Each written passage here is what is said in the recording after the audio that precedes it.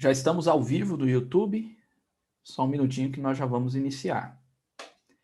Então, hoje o nosso tema é sobre o milênio. Nós vamos estudar a visão reformada, a visão, então, da nossa fé cristã reformada sobre o milênio.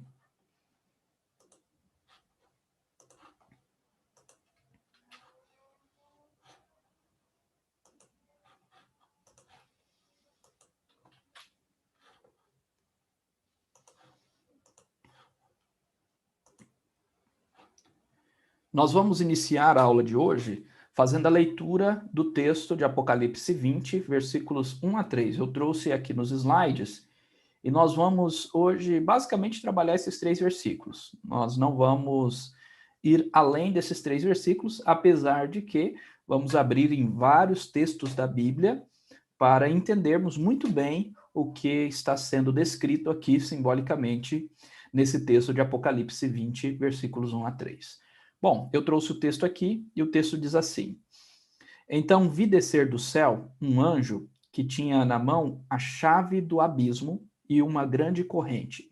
Ele segurou o dragão, a antiga serpente, que é o diabo, Satanás, e o prendeu por 1000 anos.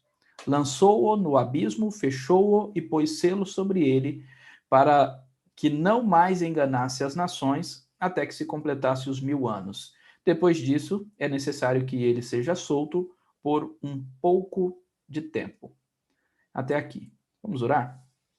Pai, muito obrigado a Deus pela tua palavra e que o Senhor nos ajude a entendê-la para a tua honra e para a tua glória. Compreender, ó Deus, a realidade do milênio e também compreender, ó Pai, o teu poder e a tua glória sobre todos os inimigos do evangelho e como, ó Deus, o Senhor já é mais do que vencedor, porque venceu, ó Deus, na cruz e reina para todo sempre, em nome de Jesus. Amém.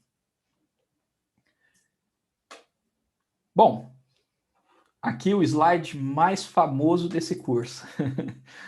O livro de Apocalipse tem 7 divisões, e eu espero que isso tenha ficado muito claro. Se alguém um dia perguntar para vocês como é o livro de Apocalipse, uma das coisas que vocês devem saber é o livro de Apocalipse tem 7 divisões. E essas divisões são divisões que nós chamamos de visões, né? Então são 7 visões.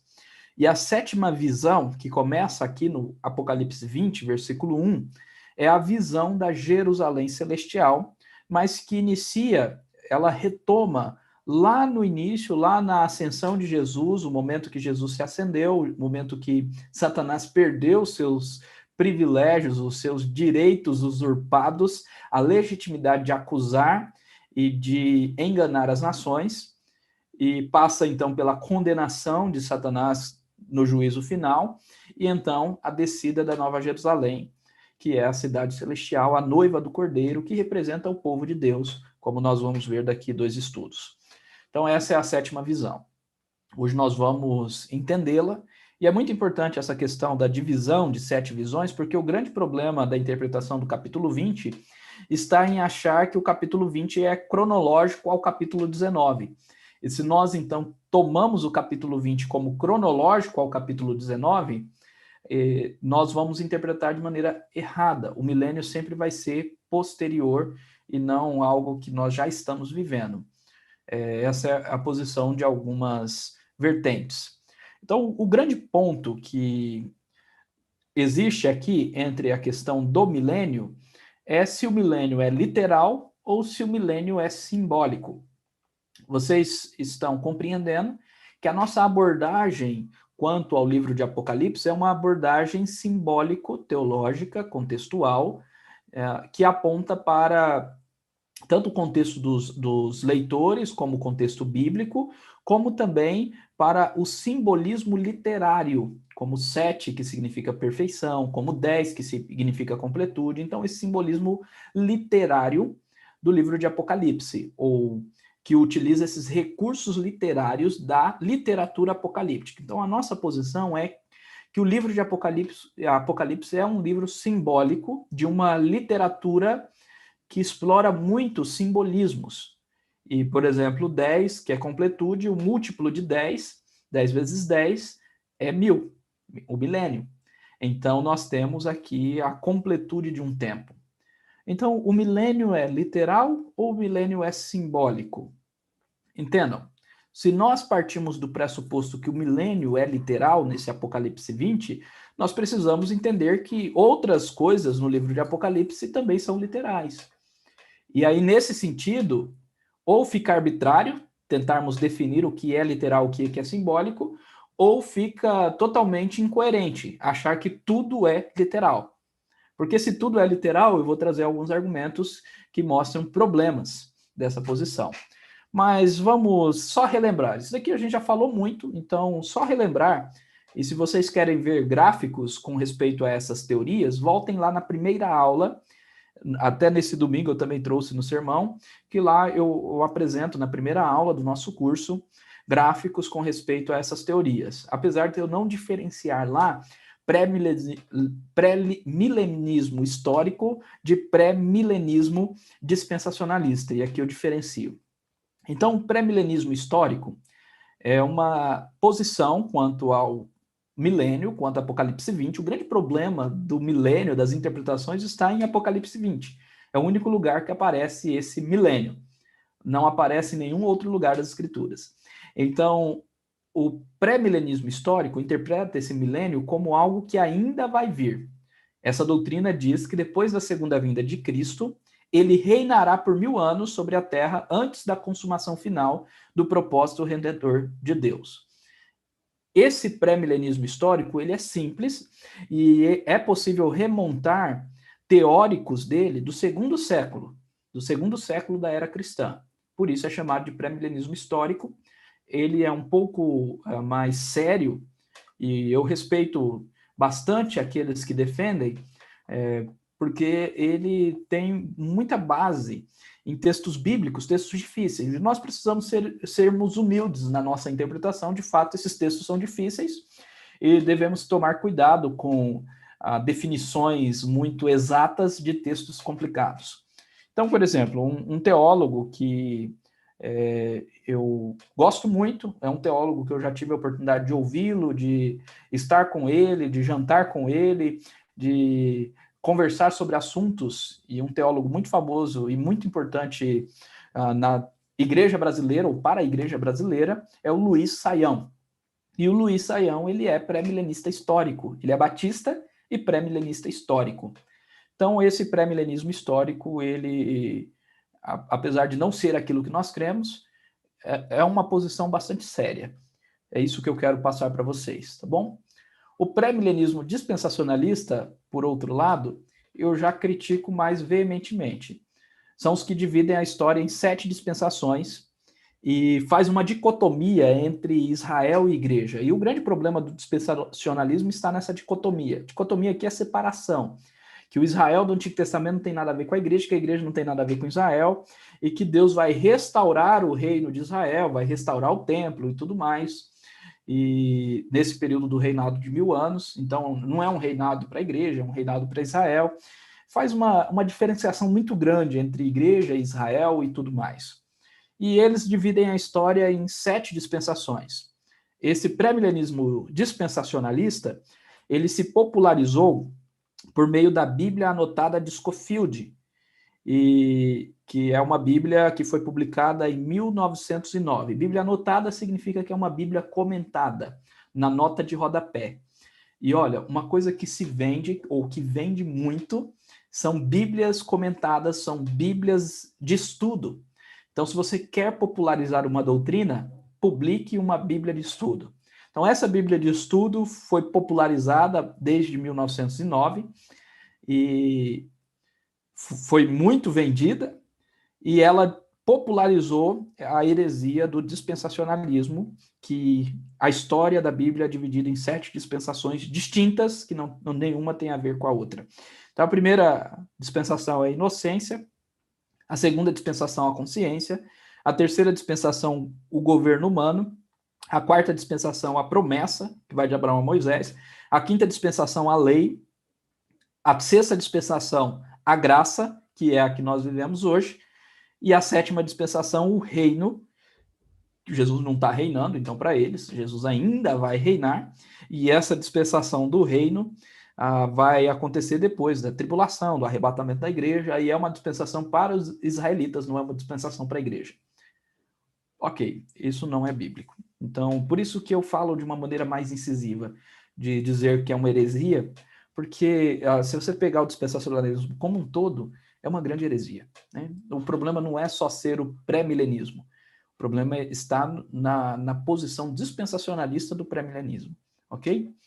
O dispensacionalismo, ele é por si só, ele é uma forma de interpretar as escrituras.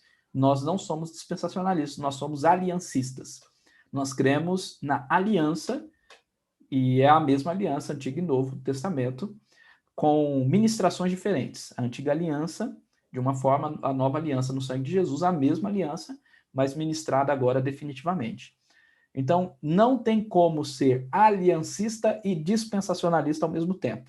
Ou você crê na aliança, e por isso, por exemplo, nós batizamos crianças, porque somos aliancistas, ou vocês creem nas dispensações. Os dois é impossível. Esse é o ponto. Entenderam? Pós-milenismo. Crê no milênio simbólico, que representa que o mundo ficará melhor. O evangelho crescerá, haverá uma evangelização mundial, o progresso da humanidade. E aí esse milênio simbólico é exatamente esse mundo melhor, né? Por isso pós-milenismo. O milênio vai se tornar, ele não é literal, ele é simbólico, mas vai se tornar quando tudo ficar melhor, a razão do homem vai progredir e tudo mais. Essa é uma visão bastante progressista, né, da ciência e tudo mais. Augusto Comte falava do progresso da ciência. Então, é uma visão que foi rejeitada, de fato, pelas igrejas, pelas teologias, justamente por causa das grandes guerras do século passado, das pandemias. Então, se percebe que o mundo não está melhorando, está, na verdade, piorando, né? As coisas vão piorar. E a Bíblia fala sobre isso. O amilenismo, que é o que nós cremos, crê no milênio simbólico que representa o reino que Jesus instaurou em sua primeira vinda. Então, olha, Jesus já instaurou o reino, já reina. Ele instaurou quando? Na primeira vinda. Toda vez que ele iria pregar o evangelho em sua primeira vinda, o que ele falava? É chegado o reino de Deus. Atenção, o reino de Deus chegou. Então, se arrependam, convertam-se, né, creiam no evangelho. Então, o reino foi instaurado na primeira vinda de Jesus e que será consumado em sua segunda vinda. Então, na segunda vinda será consumado, isso de maneira integral. Nós vamos ver como se dará nas próximas aulas. Ok? Então, qual que é o problema, né, sobre o reino, milênio literal e milênio simbólico? O grande problema da interpretação do milênio reside em considerar o capítulo 20 como mostrando cronologicamente o que foi descrito no capítulo 19. Então, se eu entendo que aqui no capítulo 20 não começou uma nova sessão que recapitula, lembra das sessões recapitulativas? Se eu entendo que o capítulo 20 não é uma recapitulação de algo que já aconteceu lá no passado, a ascensão de Jesus, a expulsão de Satanás no céu, como nós aprendemos em Apocalipse 12, se eu creio que é cronológico ao juízo final do capítulo 19, então no capítulo 19, o capítulo 19 finaliza com o juízo final, com a condenação da besta, do falso profeta e da grande meretriz. E se é então cronológico, então depois da vinda de Jesus, depois da condenação da besta, do falso profeta, da grande meretriz, então Satanás é aprisionado e tem um reino de 1000 anos, e aí ele vai ser solto. Então, se eu entendo que é cronológico, eu caio no milênio literal.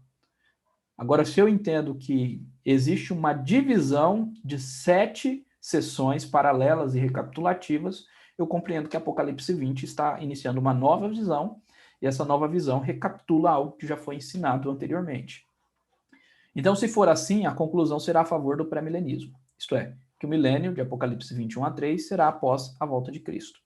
Porém, se observado que o livro de Apocalipse se divide em 7 sessões paralelas, progressivas, esse problema pode ser resolvido e a alternativa correta de interpretação será o que é chamado de amilenismo. Amilenismo é sem milênio, mas não é, a nossa crença não é que não tem milênio. A nossa crença é que já vivemos no milênio. Então, essa expressão No grego é uma partícula de negação, então é sem milênio, milenismo. Mas não, nós cremos que existe milênio, nós somos milenistas nesse caso. Nessa perspectiva, Apocalipse 17 a 19 consiste na sexta sessão. O capítulo 19 encerra essa sessão falando sobre o retorno de Cristo e o julgamento final. E Apocalipse 20 a 22, que consiste na última sessão do livro, retorna mais uma vez ao início, não descrevendo assim o que se segue na volta de Cristo, mas retomando no início, justamente para recapitular uma coisa que ficou para trás no capítulo 19. No capítulo 19 não foi falado sobre a condenação do diabo, do dragão, somente sobre a condenação da besta, do falso profeta e da grande meretriz. Então, das duas bestas e da grande meretriz. Ok, falta quem? A condenação do dragão. Então, o capítulo 20 vai falar sobre isso, retomando lá no início, e agora vai dizer o que aconteceu com o dragão. E também vai falar sobre a condenação daqueles que seguem o dragão, que têm as suas obras ímpias. Nós vamos ver também isso nas próximas aulas. Então, essa sétima visão, ela pode ser dividida da seguinte forma. Primeiramente, nós temos o reino milenar de Cristo, a prisão de Satanás, o dragão. Então, o reino milenar de Cristo coincide com a prisão de Satanás. Se nós cremos que Cristo já reina, então Satanás está preso. Sim, está preso para não enganar as nações. Preso numa corrente, como o texto diz. Ele tem um poder de influência, ele tem os seus agentes que perseguem a igreja no mundo, e a sua influência acaba aumentando à medida que se aproxima do fim, porque ele vai ser solto por um breve período antes de Jesus vir, mas ele está preso. E por isso que o evangelho se propaga a todo mundo. Aonde quer que preguemos o evangelho, pessoas se convertem. Só basta pregarmos. Essa é uma implicação muito importante, porque as pessoas às vezes ficam com vergonha de pregar, mas se elas pregarem, pessoas vão se converter. Olha só, nós temos uma igreja a cada esquina. Claro que algumas com um evangelho deturpado, mas muitas com o evangelho verdadeiro. Porque basta pregar. As pessoas vão se converter. Justamente pelo fato que Satanás não pode enganar ou não pode impedir a propagação do evangelho. Não ainda. Ele vai ser solto por um breve período. Tronos celestes dos cristãos que reinam com Cristo no céu. Então, nós temos uma ênfase aqui dos mártires, aqueles que morreram por Cristo, que já estão reinando. Então, é uma ênfase bastante central em todo o tema de Apocalipse. Nós vamos ter uma lição só para falar sobre esse ponto. O último intento de Satanás, a apostasia, o castigo do inimigo, conforme nós vemos também em 2 Tessalonicenses, quando Satanás é solto por um breve período, tem uma apostasia, e então ele é castigado definitivamente. O grande julgamento, que acontecerá após a vinda. Então, imediatamente após a vinda de Jesus, o que nós temos? O grande julgamento. Jesus vai vir só mais uma vez, e nessa vinda já é o grande julgamento e a restauração de todas as coisas. E aí, Apocalipse 21 a 22, a eternidade para os que creram e os que não creram. Né? Então, Apocalipse 21 e 22 mostra tanto a eternidade para os que creram, como também como será o destino eterno dos que não creram, dos que não foram salvos. Esse é o resumo da visão. Nós vamos gastar as próximas 3 aulas para entendê-la. Hoje, apenas esse primeiro ponto. Então, o reino milenar de Cristo e a prisão de Satanás, o dragão. Bom, só uma repetição aqui. O pré-milenismo interpreta o capítulo 20 como uma sequência cronológica do capítulo 19. A ideia aqui é de uma história linear. Bom, não é isso que nós cremos, eu já expliquei. Então, dispensa mais explicações. O primeiro problema dessa interpretação é que ela não percebe a recapitulação do livro. E assim deve-se afirmar que Jesus voltará 7 vezes e que o mundo será destruído 7 vezes. Mas como há sobreviventes de todas as destruições anteriores? Claro que aqui nós estamos, de certa forma, também utilizando de hipérbole, porque, de fato, nem todas as visões falam da vinda de Jesus. A primeira visão, por exemplo, lá não apresenta a vinda de Jesus. São cartas que são enviadas para a igreja, apesar de mencionar que quando Cristo viesse, a igreja receberia a coroa, receberia todos aqueles presentes oferecidos às 7 igrejas. Mas não, ali nós não temos a vinda de Jesus. A partir da segunda visão que nós vamos ter a vinda de Jesus descrita. Mas o ponto é o seguinte, se nós não entendermos que são recapitulações, nós vamos cair no erro de dizer que Cristo vai retornar várias vezes. Várias vezes, porque é descrito a sua vinda no final dos 7 selos, é descrito a sua vinda no final das 7 trombetas, é descrito a sua vinda depois do livrinho, é descrito a sua vinda no capítulo 14, depois de toda aquela a narrativa das bestas, ou melhor, depois de toda aquela descrição simbólica das bestas, e depois das vozes, né, as vozes dos anjos que trazem o juízo. É descrito a vinda de Jesus depois das 7 taças do juízo. É descrita a vinda de Jesus depois da condenação da Babilônia, como nós vimos na semana passada, em Apocalipse 19. E é descrita a vinda de Jesus em Apocalipse 21. Então, Jesus vai voltar pelo menos 6 vezes? O mundo será destruído todas essas vezes? Como haverá sobreviventes? Se em cada uma dessas visões morre a terça, a quarta parte da terra, os ímpios são condenados, jogados no lago de fogo e enxofre, como nós vimos no capítulo 19, como pode haver ainda sobreviventes, inclusive que vão se levantar contra o Cordeiro? Nós vamos ver isso no capítulo 21. Entenderam? Não é lógico. Então, esse é um problema. O amilenismo e o pós-milenismo, por outro lado, observam que os eventos do capítulo 20 se encaixam com os eventos da primeira vinda de Jesus. Então, olha só. Esses eventos dos versículos 1 a 3 se encaixam com os eventos da primeira vinda de Jesus. E é isso que nós vamos ver agora. Primeira coisa, a queda de Satanás, sua expulsão do céu, aconteceu após a obra de Cristo. Então, olha só. Nós temos um anjo, sempre o anjo agindo, com a chave do abismo. O abismo aqui representa o lugar do poderio do inimigo, mas também o lugar da sua condenação, né? O abismo sempre é o sinônimo de inferno. Então, a chave do abismo e uma grande corrente. Ele segurou o dragão nessa corrente, e o dragão é quem? A antiga serpente, que é o diabo, Satanás, que prendeu por 1000 anos. Lançou-o no abismo, fechou-o e pôs selo sobre ele, para que não mais enganasse as nações até que se completasse 1000 anos. Depois disso, é necessário que seja solto por pouco tempo. Pouco tempo. É bem breve mesmo. É o período aí do anticristo. É o período do homem da iniquidade. Então, por pouco tempo, e então virá o fim. Nós vamos ver depois, posteriormente. Então, nós temos aqui uma prisão de Satanás em sua corrente. O que está acontecendo aqui? O que é isso? Isso daqui aponta para a primeira vinda, para a obra de Cristo em sua primeira vinda, para a conquista de Cristo na cruz do Calvário. E esses textos nos mostram isso. Então, a queda de Satanás, a sua expulsão, aconteceu após a obra de Cristo. Eu vou ler esses textos, eu não trouxe eles aqui, mas eu vou ler esses textos, eu já deixei preparado aqui. Lá em Lucas 10, 17, nós temos os 70 regressando da sua missão, e eles estavam cheios de alegria, porque os demônios a submetiam a eles, pelo nome de Jesus.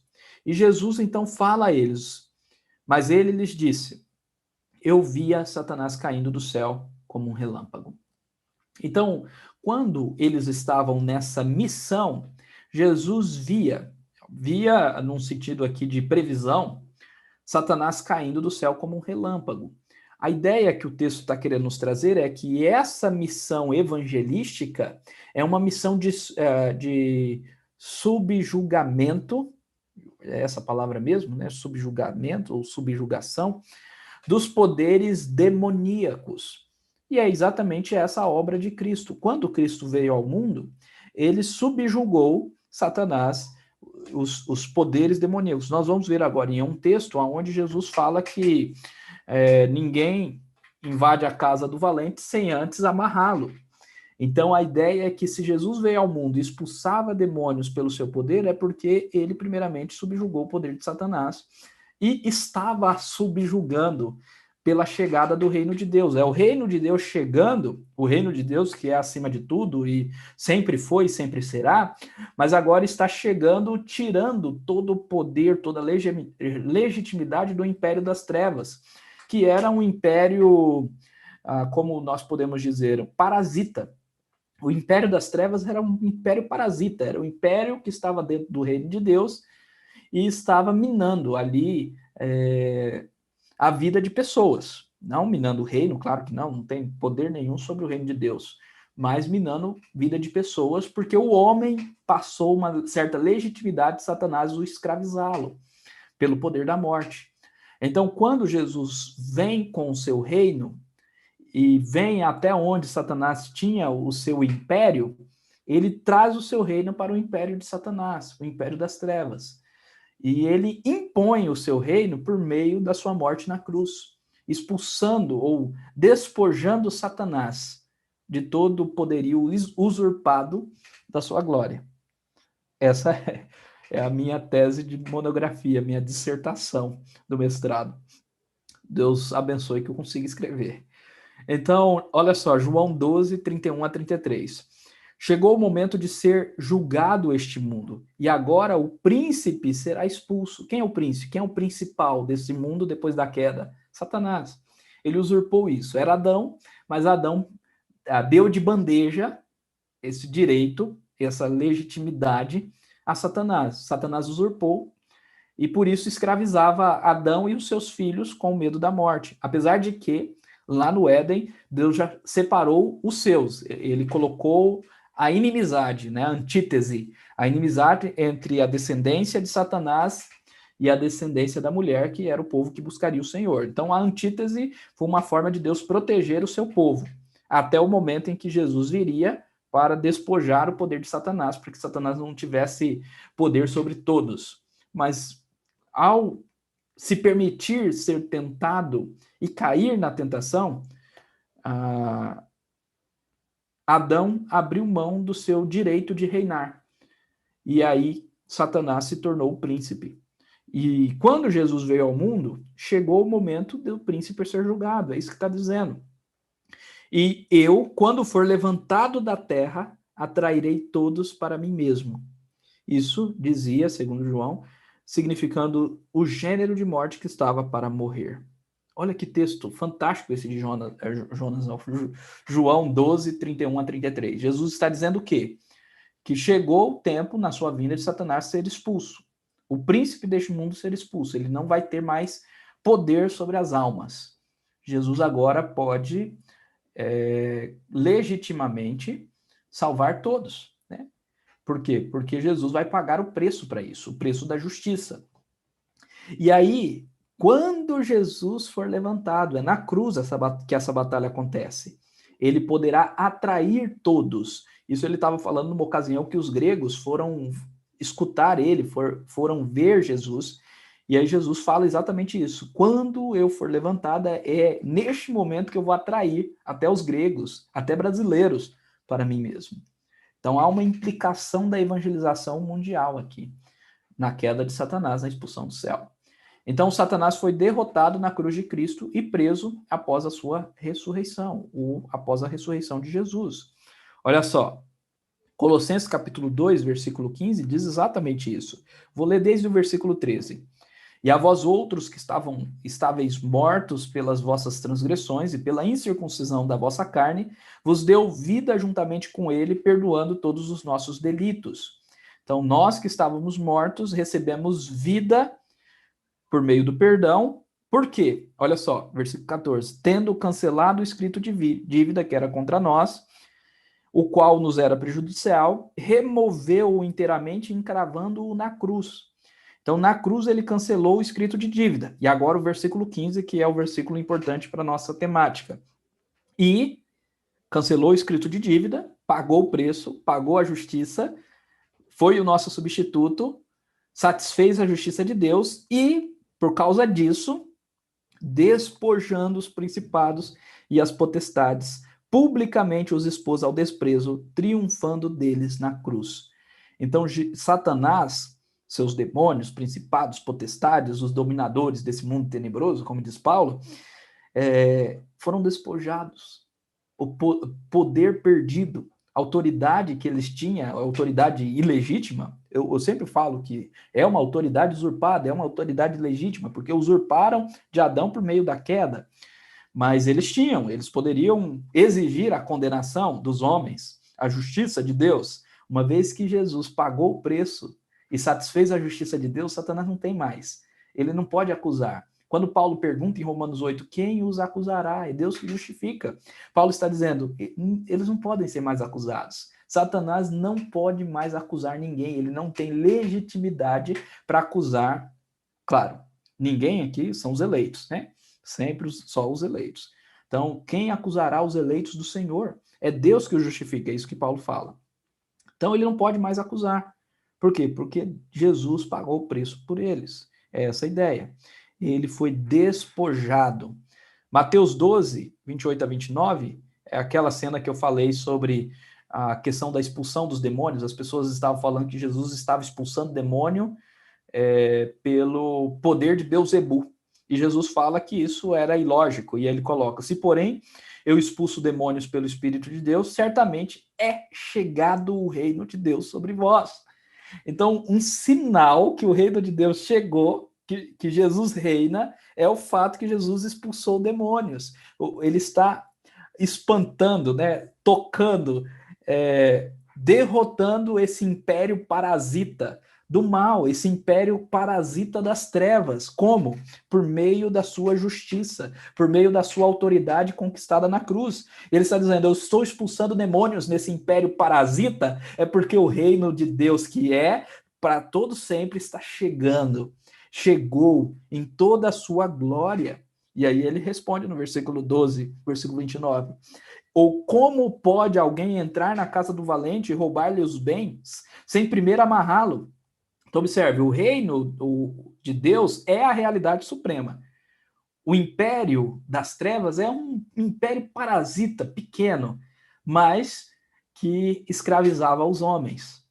E então Jesus está chegando nessa casa, onde Satanás é o príncipe, é comparado a uma casa. O país é de Deus, mas naquela casa onde Satanás era o príncipe de toda a criação, aonde Satanás escravizava homens, Jesus está chegando e ele arromba a porta e amarra o valente. É isso que ele está dizendo. Olha só, porque ninguém pode entrar na casa do valente e roubar-lhe os bens sem primeiro amarrá-lo. Então lhe saqueará a casa.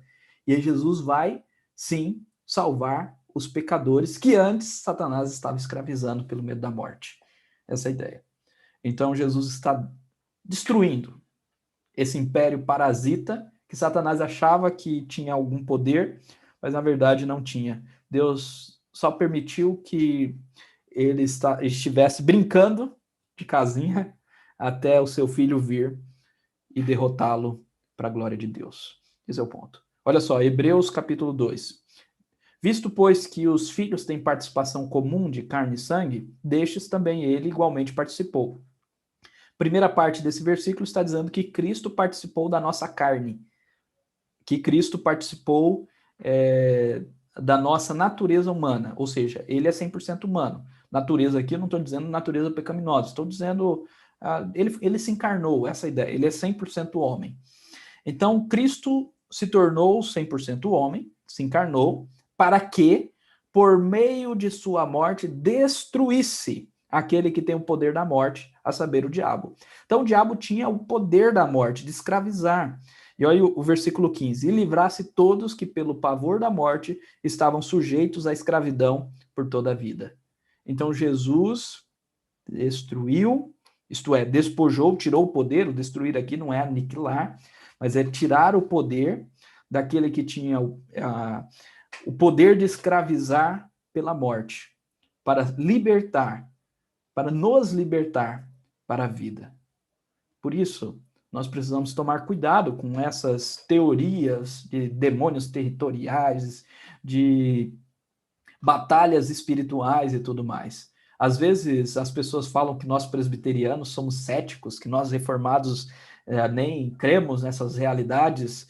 Assim, nós entendemos que os dominadores desse mundo, que Satanás anda como leão, querendo tragar, e que as potestades e os principados e as potestades, eles lutam contra a igreja, levantando perseguição contra a igreja, mas o grande ponto é que nós temos plena certeza que todos são derrotados. Nessa tarde mesmo eu estava falando para um irmão, o irmão me contou que ele foi alvo de macumba. Eu falei, meu irmão, se você está em Cristo, nada te pega. Não caia nisso, não caia na superstição. Cristo é superior, Satanás é um derrotado. Nós não podemos cair na superstição, no medo, porque é exatamente o medo da morte que nós fomos livrados quando Cristo venceu. Nós não podemos entender essa vitória de outra forma. Então, devemos tomar cuidado. Essa teoria dessa batalha espiritual, desses demônios territoriais, e tudo é demônio para todo lado, esquece, muitas vezes, que Jesus já venceu, que o reino já chegou, que o império parasita de Satanás já foi derrotado. Não foi totalmente condenado, mas será, por tudo que Jesus já conquistou na cruz. Por isso que quando Jesus aparece em Apocalipse, ele simplesmente acaba com toda a história. E aí o ponto é esse, essa é a implicação missionária, esse é o tema da minha dissertação. Jesus já reina e essa é a garantia da evangelização mundial. Olha só, se porém eu expulso demônios pelo dedo de Deus, certamente é chegado o reino de Deus sobre vós. É um texto que eu já destaquei. Jesus expulsa pelo dedo de Deus os demônios, então o reino de Deus chegou. Né? Interrogados pelos fariseus sobre quando viria o reino de Deus, Jesus lhes respondeu: não vem o reino com visível aparência, nem dirão ei-lo aqui ou lá está, porque o reino de Deus está dentro de vós. Isso aqui é Lucas 17, 21. Jesus está esclarecendo que o reino é um reino espiritual, não é um reino necessariamente físico, por isso que nós cremos nesse reino espiritual, simbólico, que já existe e vai até a segunda vinda. Ele vai ser físico, sim, mas na restauração de todas as coisas, quando Jesus entregar o reino para Deus Pai, e assim nós viveremos eternamente para a glória dele. Ok, Mateus 28, 18 a 20, na grande comissão, quando Jesus fala, vão a todo mundo e preguem o evangelho a todas as nações, ou a toda criatura, antes disso, no versículo 18, Jesus diz as seguintes palavras, toda autoridade me foi dada no céu e na terra. Toda autoridade me foi dada no céu e na terra. Eu conquistei na cruz toda autoridade, inclusive a autoridade sobre esse império parasita, para salvar muitos para minha glória. Toda autoridade. Maravilhoso isso. E Mateus 19, 16, né? Depois de Jesus ter falado, foi recebido no céu e assentou à destra de Deus. Está assentado à destra de Deus. Esse é um ponto para mostrar que ele já reina, que ele está reinando. Atos 2,33, a mesma coisa. Exaltado, pois, à destra de Deus está exaltado, como rei, reinando à destra do Pai. E olha só, uma consequência imediata. Tendo recebido do Pai a promessa do Espírito Santo, derramou isto que vedes e ouvis. Uma vez que Cristo está reinando à destra do Pai, no seu trono, o que ele faz? Qual que é o primeiro ato dele? Derramar o Espírito Santo. E qual que é o motivo do derramamento do Espírito Santo? Para propagar o evangelho, para convencer as pessoas do pecado, da justiça e do juízo, para dar poder à sua igreja à anunciação do evangelho. Não é isso que ele diz? Mas recebereis poder ao descer sobre vós o Espírito Santo e sereis minhas testemunhas. Fantástico. Extraordinário. Pulando aqui para Hebreus 10, 12. Jesus, porém, tendo oferecido para sempre um único sacrifício pelos pecados, assentou à destra de Deus. Ele reina. E 1 Pedro 3, 22. O qual, depois de ir para o céu, está à destra de Deus, ficando-lhe subordinados anjos e potestades e poderes.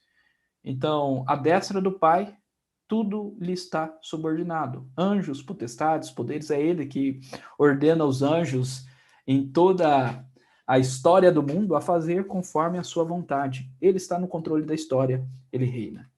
Isso é tão importante que nós cantamos músicas de maneira diferente. Algumas músicas, inclusive, teve problemas de direitos autorais, de processos e tudo mais, como aquela coroado, nós cantamos coroado estás, ó Rei Jesus, né?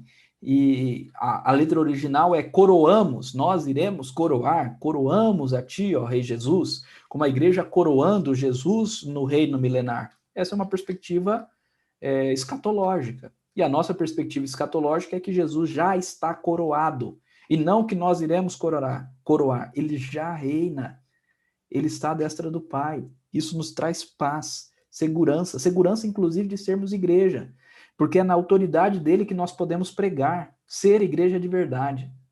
E isso deve motivar a gente a pregar o evangelho com mais fidelidade para a glória do Senhor. Amém. Hoje até aqui.